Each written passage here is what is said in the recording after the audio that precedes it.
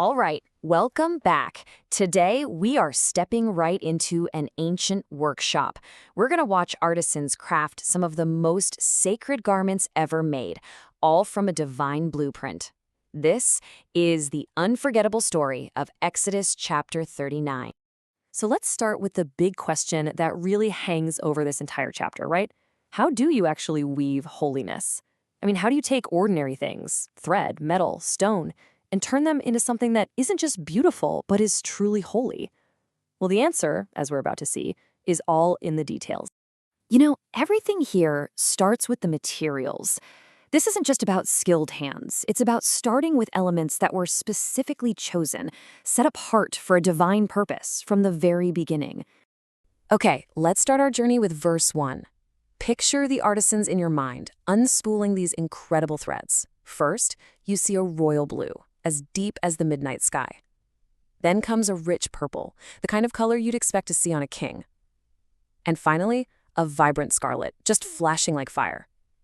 Verse 1 tells us these threads were for one thing and one thing only, the garments of ministry for Aaron, to be worn in the holy place, exactly as the Lord had commanded.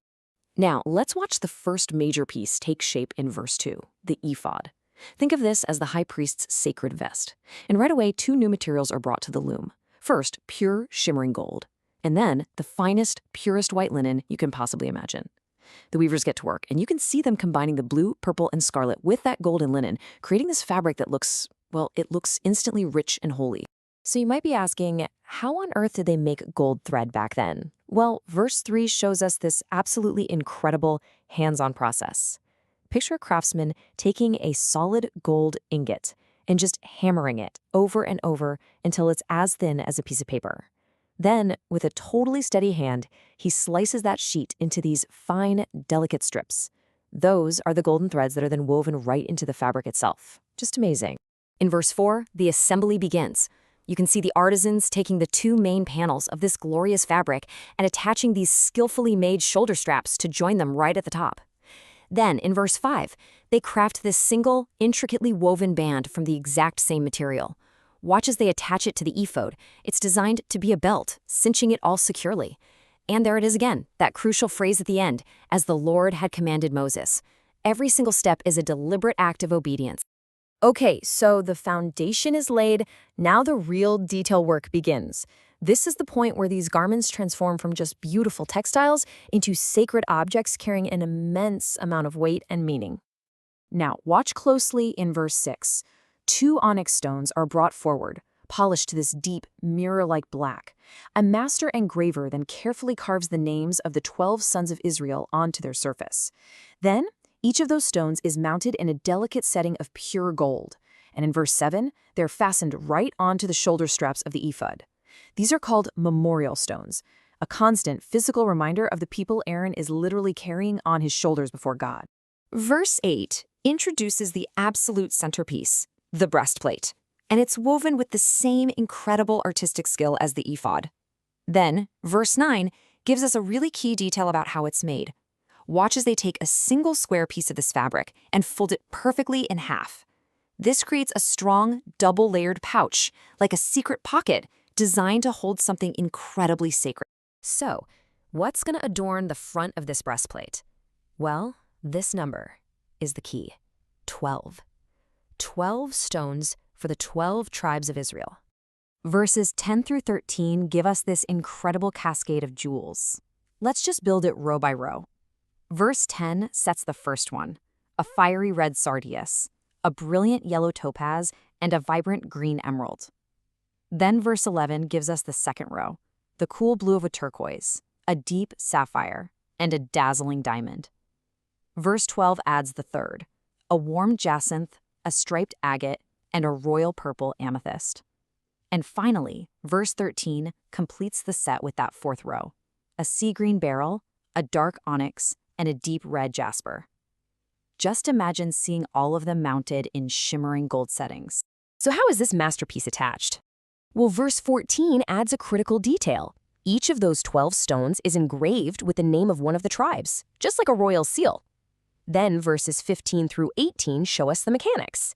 In verse 15, watch the artisans braid these beautiful chains of pure gold. In 16 and 17, see them attach golden rings to the breastplate corners and then thread the gold chains through them. And finally, in verse 18, they fasten the ends of those chains to the gold settings on the ephod's shoulders. But it has to be perfectly secure, right? Verses 19 and 20 describe adding even more gold rings to the bottom corners of the breastplate and to the waist of the ephod. And now for the final crucial step in verse 21. See them take a single cord of that vibrant royal blue we started with. Watch as it's threaded through the rings, lacing the breastplate tightly to the ephod. This makes sure it will never, ever come loose, binding it securely right over the high priest's heart. Okay, let's move on to the next layer of the garments, because this brilliant design doesn't just appeal to the sense of sight, it also appeals to the sense of sound. So verse 22 introduces the next layer, the robe of the ephod, and it's woven entirely from that stunning royal blue thread. Verse 23 points out a practical detail. The neck opening is reinforced, kind of like a modern collar, so it won't tear. And then, in verse 24, look down at the hem. You can see the artisans attaching these beautiful little pomegranates made from the blue, purple, and scarlet threads, all the way around the bottom edge of the robe. Now for the robe's most memorable feature. Verse 25 shows them forging these tiny little bells out of pure gold. Then, in verse 26, watch as they attach them to the hem, alternating them with the fabric pomegranates. First a golden bell, then a colorful pomegranate, then another bell, all the way around. Can you just imagine the sound? With every single step the high priest takes, a gentle, holy chiming announces his presence before the Lord.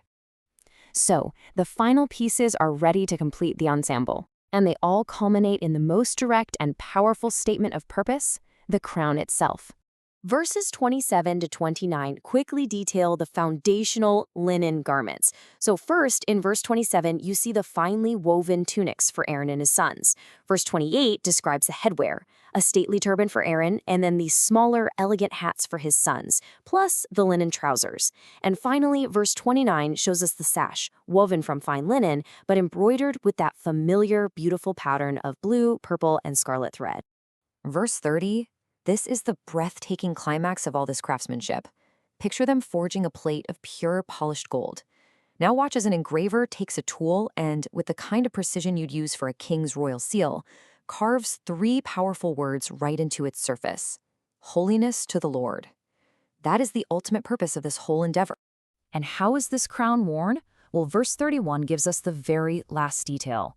That same simple, strong blue cord is used one last time. It's threaded through the golden plate and used to tie it securely to the front of that fine linen turban. So that powerful declaration sits right on the high priest's forehead for all to see. So the tools are put down, the weaving is finished, and now all of these individual masterpieces are gathered together for the final presentation. The work is complete. Verse 32 is this great declaration. Thus all the work of the tabernacle was finished. The people had done everything exactly as they were commanded. And now, starting in verse 33, just imagine the grand presentation to Moses.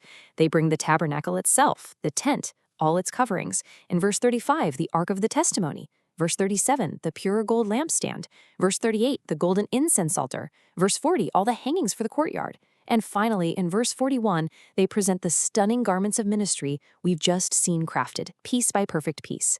This isn't just a review. It is a breathtaking display of a nation's collective artistry and obedience.